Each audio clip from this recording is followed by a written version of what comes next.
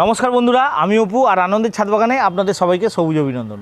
বন্ধুরা, আজকে আমরা জেনে নেব খুব সহজ পদ্ধতিতে কি করে আমরা খুব তাড়াতাড়ি কিন্তু আমাদের ছাদের মধ্যেই কিন্তু হলুদ চাষ করতে পারি। আজকে আমি তোমাদেরকে দেখাবো সেটা হচ্ছে ছাদেতে পরীক্ষামূলকভাবে আমরা কীভাবে হলুদ চাষ করব।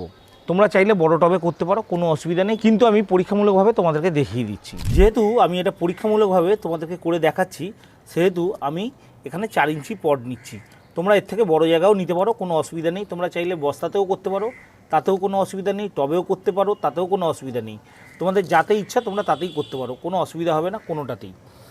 এবার দেখো, এই 4 ইঞ্চি পটের মধ্যে আমি কি করছি, এই যে দেখতে পাচ্ছ এখানে দেখো, আমি ফাঙ্গিসাইডে ভিজিয়ে রেখেছিলাম 10 থেকে 15 মিনিট আমি ভিজিয়ে রেখেছিলাম।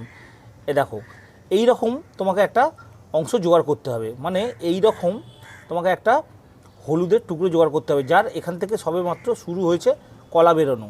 এরকম কলা বেরোনো বড়ও পাওয়া যায়, ছোটও পাওয়া যায়, মাঝারিও পাওয়া যায়, সব কটাতেই কিন্তু তোমার হবে, কোনো অসুবিধা নেই। এবার আমরা কি করব, আমরা এইভাবে জাস্ট হালকা করে একে মাটিতে বসিয়ে দেবো এবং খেয়াল রাখবো যে মুখটা যেদিকে উঠছে ওপর দিকে, এটা যেন ওপর দিকেই থাকে।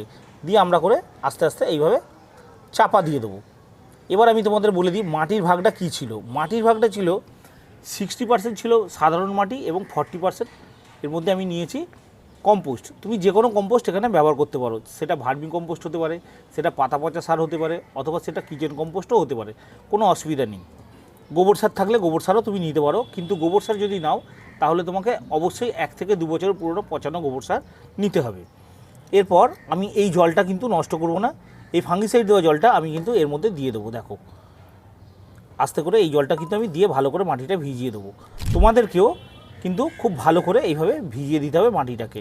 মাটিটা কিন্তু অবশ্যই যেন খুব ভালোভাবে ভিজে যায়, সেটা তোমাদেরকে খেয়াল রাখতে হবে। এবং অতিরিক্ত জল নিচে দিয়ে বেরিয়ে গেলে তারপরেই জল দেওয়া বন্ধ করবে। এটা প্রথমবার যখন জল দেবে অবশ্যই তখন এই জিনিসটা তোমাকে মেনটেন করতে হবে।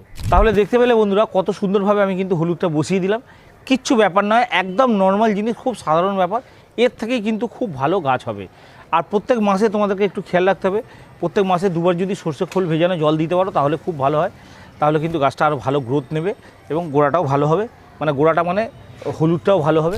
যদি সম্ভব হয় মাসে 1 চামচে করে তোমরা হাড়ের গুঁড়ো দিতে পারো, তাহলেও কিন্তু ভালো হয়। প্রত্যেক 15 দিন ছাড়া কিন্তু সর্ষে খোল ভেজানো জল অবশ্যই দেবে, তাহলেই কিন্তু গাছটার ভালো গ্রোথ হবে। এটা হলো খাবারের ব্যাপারটা। এরপর আসছি আলোর ব্যাপারটা। আলোর ব্যাপারটা হচ্ছে, দেখো, তোমরা একে সারা বছর ফুল সানলাইটে রাখতে পারো, কোনো অসুবিধা নেই। কিন্তু মার্চ মাসের পর থেকে, মানে মার্চ মাসের 15 তারিখের পর থেকে এপ্রিল, মে, জুন, এই 3টে মাস কিন্তু প্রখর রোদ্দুরের মধ্যে রাখবে না, তাহলে কিন্তু গাছটার গ্রোথটা কমে যাবে। এই সময়টা যদি তুমি শেডের মধ্যে রাখতে পারো বা সেমি শেডের মধ্যে রাখতে পারো তাহলে কিন্তু খুব ভালো হবে। সারা বছর তুমি চাষ করতে পারো, কোনো অসুবিধা নেই। যখনই বাজার থেকে তুমি হলুদ পাবে, যে হলুদের মধ্যে কলা বেরিয়ে থাকবে, মানে গাছ হওয়ার সম্ভাবনা আছে, বুঝতে পারবে তুমি, সেই রকম দেখে কলা বেরোনো অনেক হলুদ পাওয়া যায় বাজারে, নিয়ে এসে তুমি বসাতে পারো। এর কোনো জাত দেখতে হবে না। তবে একটা জিনিস তোমরা খেয়াল করবে, সেটা হচ্ছে, দেখো, আমরা যখনই বসাবো হলুদটা তখন একটু মোটা, একটু বেশ ভালো মোটা টাইপের হলুদ দেখে নেবো, তাহলে কী হবে, জাতটা ভালো হবে। তাহলে তোমার যখন হলুদটা হবে তখনও কিন্তু হলুদটা ভালো হবে। জলের ক্ষেত্রে বলে দিই, ওপরের মাটিটা শুকোলেই তারপর দ্বিতীয়বার জল দেবে। অতিরিক্ত জল দিলে কিন্তু একদম ভেতরে কিন্তু সমস্ত কিছু পচে যাবে।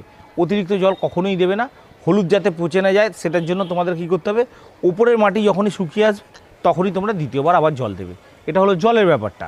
এরপর আসছি রোগ পোকার ব্যাপারটা। রোগ পোকার ক্ষেত্রে তোমার বাগানে তুমি যেটা দাও, যেটা ব্যবহার করছো, সেটা টাপগড় হোক, রোগড় হোক, কাকা হোক, তুমি যা ব্যবহার করবে বাগানে, তার সাথে সাথে যখন বাগানে ব্যবহার করবে তখন তুমি সেই কীটনাশকটাই তুমি তোমার গাছের মধ্যে স্প্রে করে দিতে পারো, কোনো অসুবিধা নেই। এর জন্য আলাদা পার্টিকুলারলি কোনো তোমাকে আলাদা কীটনাশক কিনতে হবে না। তুমি যেটা ব্যবহার করছো সেটাকেই তুমি 15 দিন ছাড়া আস্তে আস্তে গাছের মধ্যে দিয়ে দেবে, স্প্রে করে দেবে প্রত্যেক 15 দিন ছাড়া বিকেলবেলা, তাহলেই কিন্তু আর কিচ্ছু করতে হবে না, খুব সুন্দরভাবে তোমার গাছটা বেড়ে উঠবে। এরপর গাছটা বেড়ে উঠলে আমি আসছি। এরপর দেখো, গাছটার একটা সময় আসবে, সেই সময়ের পর গাছটা কিন্তু আস্তে আস্তে বয়স হয়ে যাবে। দেখো, পাতাগুলো দেখলে তোমরা বুঝতে পারবে কিন্তু আস্তে আস্তে গাছটার বয়স হয়ে যাচ্ছে, তার মানে কিন্তু তোমার হলুদ তৈরি হয়ে গেছে। এবার আমি হলুদগুলো বার করব, বার করার সাথে সাথে তোমাদেরকে দেখাবো যে কেমন হলুদটা হলো।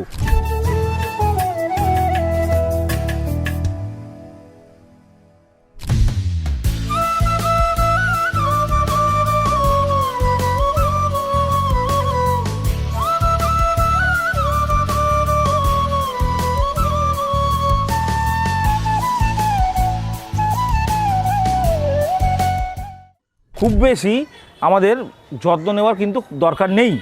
আমিও কিন্তু খুব বেশি যত্ন নিইনি বা নিতে পারিনি, তাতেও কিন্তু আমাদের ফলন কিন্তু খুবই ভালো হয়েছে। এটা একটা এক্সপেরিমেন্টালি ছিল ব্যাপার। বাড়িতে আমি গাছপালার কাজ ছাড়াও আমি কিন্তু কার্টুন দেখতে খুব ভালোবাসি, এবং কার্টুন দেখার সাথে সাথে কার্টুন দেখাটা আমার এমন পরিমাণে চলে গেছে, সেই সাথে সাথে আমি কার্টুন তৈরি করাও আরম্ভ করে দিয়েছি। ফানি ওয়ার্ল্ড চ্যানেলটি তোমরা চাইলে দেখে নিতে পারো, ভালো লাগলে চ্যানেলটা সাবস্ক্রাইব করে রেখো। এছাড়াও হলুদ গাছ সম্বন্ধে তোমাদের যদি কোনো প্রশ্ন থেকে থাকে তোমরা আমাকে কমেন্ট বক্সে জানাতে পারো, অথবা আমার হোয়াটসঅ্যাপ নাম্বার রয়েছে, হোয়াটসঅ্যাপ নাম্বারেও জানাতে পারো, আমি তোমাদেরকে উত্তর দিয়ে দেবো। আর বন্ধুরা, যদি আমার ভিডিওটা ভালো লেগে থাকে তাহলে একটা লাইক করে দিও, বন্ধুদের সাথে শেয়ার করো। আর তুমি যদি আমার চ্যানেলে নতুন হয়ে থাকো তাহলে অবশ্যই চ্যানেলটা সাবস্ক্রাইব করে রেখো। দেখা হচ্ছে পরবর্তী আরও একটা ইন্টারেস্টিং ভিডিওর সাথে। নমস্কার।